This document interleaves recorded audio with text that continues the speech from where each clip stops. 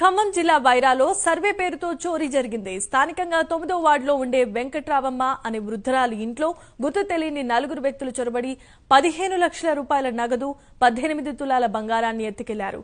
బాధితురాలి కంట్లో కారం పొడి కొట్టి కాళ్లు చేతులు కట్టేసి దొంగతనం చేశారు. కూతురు వివాహం కోసం దాచిపెట్టిన నగదును ఎత్తుకెళ్లారని బాధితురాలు కన్నీరు మున్నీరుగా విలపిస్తున్నారు. స్థానిక పోలీస్ స్టేషన్లో బాధితురాలు ఫిర్యాదు చేసింది. సంఘటనా స్థలానికి వెళ్లి సిబ్బందితో విచారణ చేపట్టారు ఏసీపీ రెహమాన్.